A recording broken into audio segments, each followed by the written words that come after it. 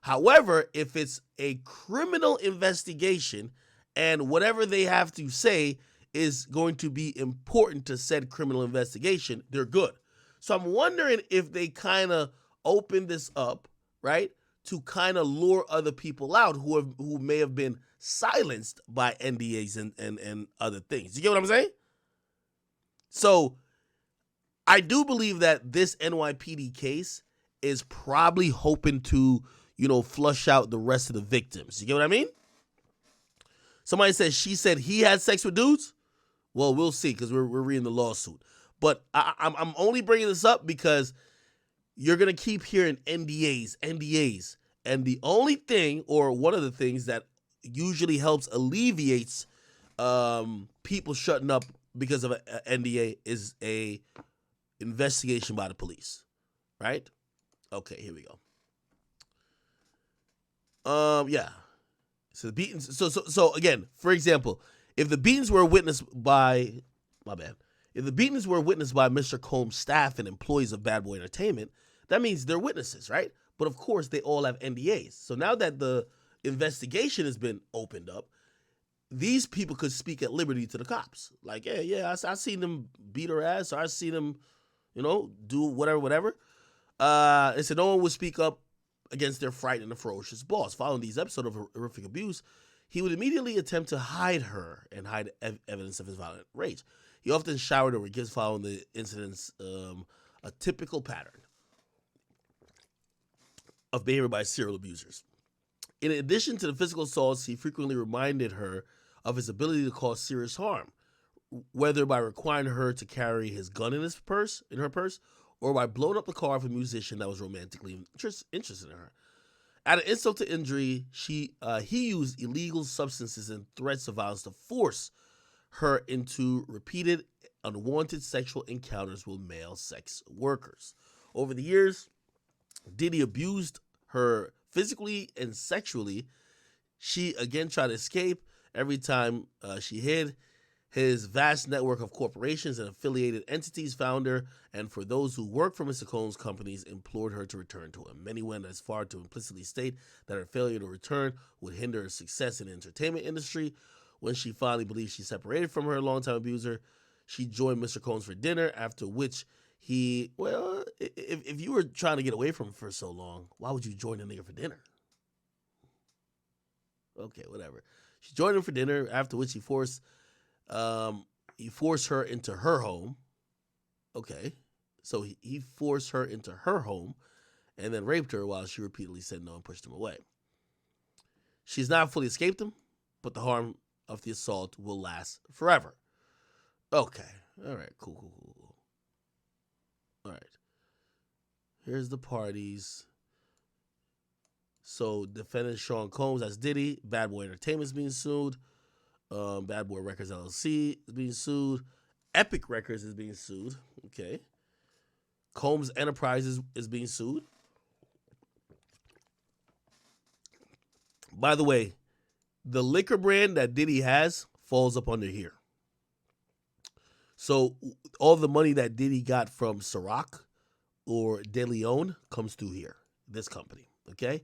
His music money comes through here.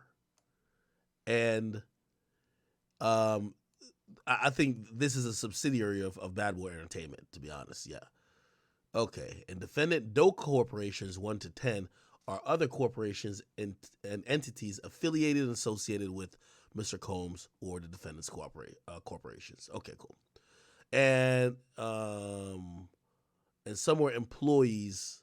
At all relevant times, they were employees of the plaintiff. Okay, cool. All right. So factual allegations. Let's do this.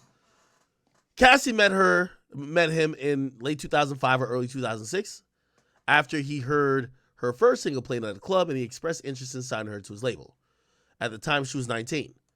He was 37. Okay.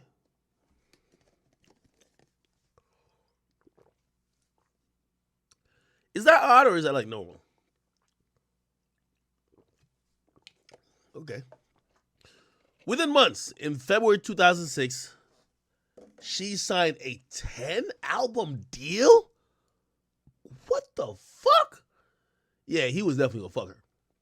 If you sign somebody to a 10-album deal, that means, nigga, you ain't never gonna be free. Yeah, he was definitely gonna fuck. Nigga, he basically signed her for the rest of her life. Like, I don't know if you know how they usually schedule albums, but when you hear 10-album deal, at minimum, it's 10 years. Because they usually call an album like a term or whatever the case is, and they usually put it into writing that you're only allowed to drop one per year, at minimum. Back in the day, sometimes they might say one every 2 years, right? Which, again, you put a time limit on that and extrapolate it. At minimum, he signed her at 19. She wasn't going to be free till she was 30, right? Her first album, Cassie, was released 2006, debuting at number 4 on the U.S. Billboard. Now, this is probably the power of Diddy as well. Diddy is such a great promoter, and also like he has such a huge stake in the music industry that shit, of course you would want to sign to Diddy, because if Diddy really wants your shit to go, your shit is going to go. To promote the album, she made appearances on MTV Total TRL, BET 106 & Park. She suffered from significant performance anxiety during these appearances, and press outlets were highly critical of her performances on this show. He sought to rehabilitate his newly signed talent, telling MTV, "You could hear the nervousness in her voice. And to be honest with you, I kind of smiled at it because it made me really appreciate what I love about her. She's a regular person. It just made me appreciate that she got nervous. It was kind of cute to me. To be honest, you got to understand that success for her is coming out of nowhere. It's so huge, and sometimes everybody handles it differently." While clearly paternalistic in noting that it was cute to him how regular Miss Ventura appeared, his comments rang true to some extent. Upon signing the bad boy, Cassie was quickly thrusted in the spotlight and was unfamiliar with how to navigate her new celebrity status. His recognition and glorification of Cassie's naivete proved to set the groundwork for his manipulative and coercive romantic and sexual relationship with Miss Ventura, a woman who was 2 decades his junior. Within a year of signing to Bad Boy Records, he became deeply entrenched in her life, almost immediately asserting possession and control over her, and inserting himself into all aspects of her career and personal life. In 2006, he invited her to perform his song "Come to Me" along with him at the MTV Europe Music Awards in Copenhagen, Denmark. After rehearsal for the performance, he walked around in a robe with a drink in his hand, flaunting his lavish party lifestyle to his label's newly signed artists. During hair and makeup leading to the performance, Cassie's hairstylist and Mr. Combs' makeup artist told Cassie that Mr. Combs was interested in her. She shrugged off the gossip and, in fact, expressed disgust given the large age gap between her and the president of her record label, emphasizing the age and power dynamic. Early in their working relationship, Diddy positioned himself as a father figure and a protector of Mrs. Ventura. By way of example, after returning to New York after a trip to Las Vegas, during which she endured a brief hospital stay, Cassie, who by then was fully healthy, went out to a club with her friends. When Mr. Combs saw her out, he reprimanded her, telling her to go home and take care of herself. At the time, Cassie thought that the record label was looking out for her well-being and that Diddy had her best interests in mind. Diddy also ensured he was intertwined with Cassie's personal and social life, for instance, by inviting himself to Cassie's 21st birthday party. That means Diddy was 40 at his girl's 21st birthday party? Is that odd? You 40, she 30, is she 21? Okay. He also brought along famous musicians and producers, thereby flaunting his celebrity status and influence in front of a young and impressionable Cassie. Although Mr. Combs knew that Cassie was in a relationship. Oh, she was.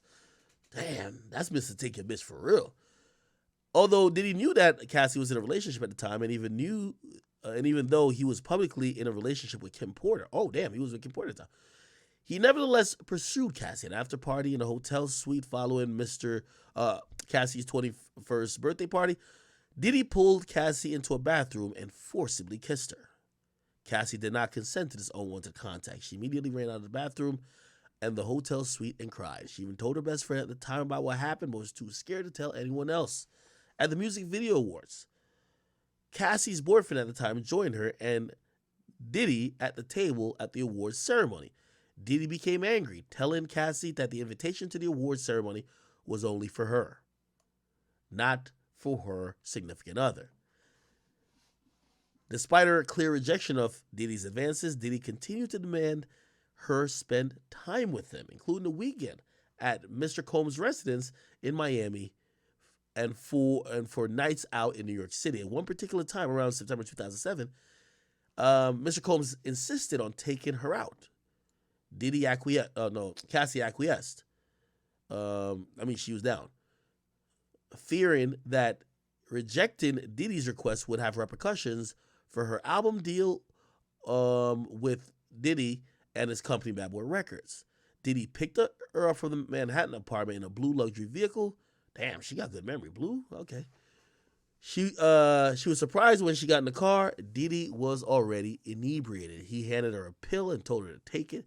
And when Ms. Ventura asked what the pill was, Diddy dismissed her and said she would like it. She later learned the pill was ecstasy, something that Cassie